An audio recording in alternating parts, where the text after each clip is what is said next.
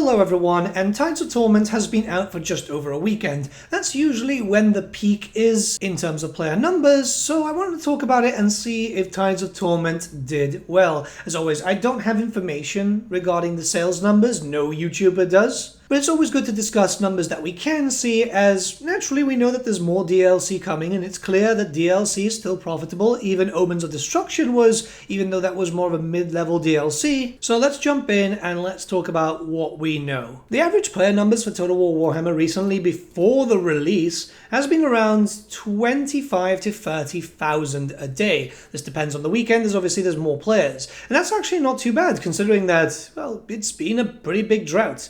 Naturally, we've got the fact that a lot of patches have been coming out, some reworks attached to that, some free content in the form of new units, and yeah, modders have been releasing quite a lot of mods, which have been keeping people quite busy. Now, it's important to talk about these player numbers because it has been fairly decent, more or less around the lines of certain Paradox games. Grand Strategy as a whole has been seeing a bit of an uptick, which is good to see. I do have to compare to some Paradox titles because Paradox and CA are basically the big two of Grand Strategy. So come release day, it jumped up to around 48,000, and on Sunday it hit its highest peak of 64,000. This is likely the last peak that we'll see, mostly because it just jumps up and then it goes down, right? It's the general thing, everyone's trying out as much as they can right now.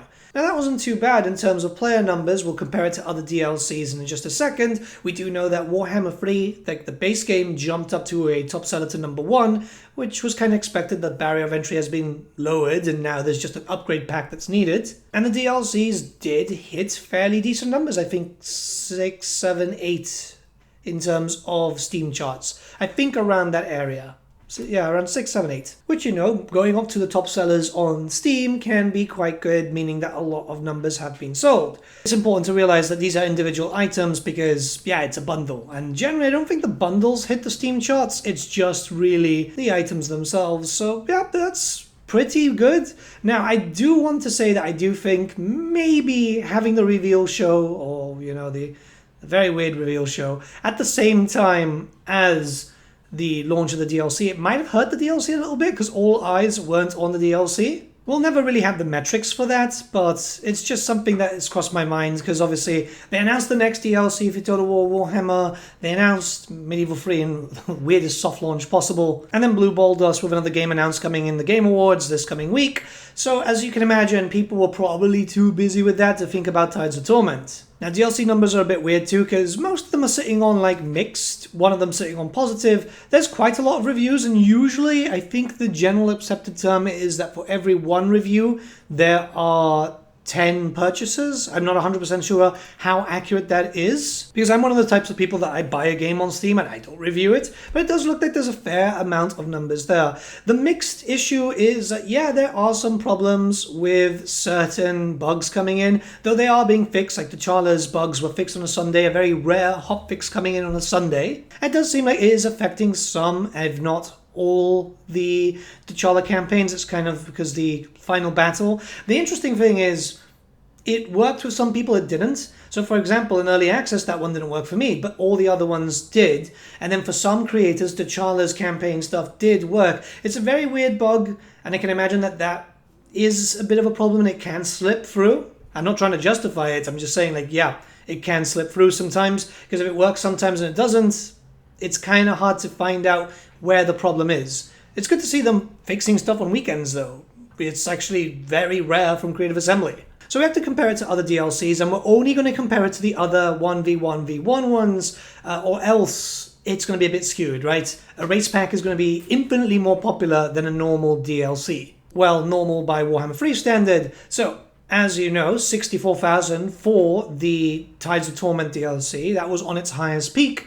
The highest peak for Omens of Destruction was about 48,000, which, I mean, kind of expected. While the characters are kind of cool, Skulltaker, Arbal, the rest. Arbal is free, but kind of falls under that section, you know? It's the same patch cycle. There was a lot of weird power play, and I guess that's kind of expected too. That was like Creative Assembly Sophia's first proper foray into Warhammer. Obviously, they've been working on some other stuff prior, we know that, but this is like their main, we're jumping in. So they had to get their footing. And I think that's kind of expected. Thrones of Decay, on the other hand, actually peaked at around 74,000, which, I mean, it's kind of expected. Dwarfs, Empire, and Nurgle. I know Nurgle's not that popular, but Tamarkan is. It's a very big name in the setting. There's no point discussing the Shadows of Change numbers, to be fair.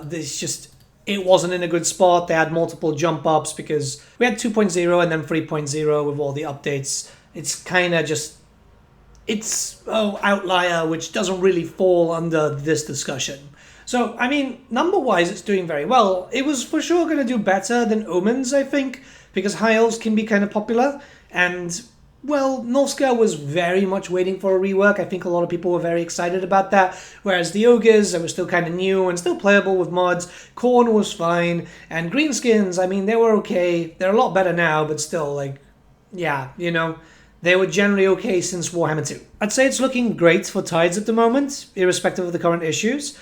Maybe it's going to sell pretty well. Thing is, we'll never really get these numbers. Creative Assembly never really make the numbers publicly or talk to creators about that, which I guess makes sense. It's more of a Sega thing, isn't it? We have to take into account also that Immortal Empires was essentially made free. Well, not free, but if you own Game 1 or Game 2, or both, you get access to Immortal Empires without needing Warhammer 3. So a lot of the uptake might be because of that, though we had seen a fair amount of people jumping into Warhammer 3 through sales as it did shoot up to number 1. So while not really directly affected by Tides of Torment, it does kind of link up. It's the patch, right? The patch is in the same development cycle, and it's leading to more sales overall. Now, this is quite important because good sales likely means more stuff. Yes, Creative Assembly have said that they have plans for the future, but I don't believe that until we actually see that. You know, I've been burnt before. There was confirmation for DLC for Three Kingdoms, and then that never happened. So I would say that overall, both the patch and the DLC look like they've been helping out quite a lot. I'm very much assuming that everything went well in terms of sales. If not, CA wouldn't have been as reactive as they've been recently. Hell, hotfix on the Sunday was, well, very left field. I wasn't even expecting that. They're trying to make sure that any big bugs, like for example the Dakala stuff, is squashed as fast as possible to keep people incentivized to buy the DLC, which I think is a smart idea. I mean, at the end of the day, you want to see this series succeed, but only if it's working as intended. And there is a fair amount of bugs that need to be really squashed out. I feel like a lot of the AI issues came back because, once again, it jumped from a different branch, and these things can happen. But let me know what you guys think in the comments below, start a bit of discussion. I think videos will be a bit sporadic, by the way, just to let you guys know, as I am moving on the Friday. This video was supposed to come out on the Monday, but has been pushed out to the Tuesday, because... last second things, oh my god, there's so much coming up. It's just so annoying to get everything done for a move when you're in another country. But yeah, please be patient with me. I'm trying my best. And I have a laptop for the travel, should anything pop up. Have a good one, guys. I'll see you all very, very soon.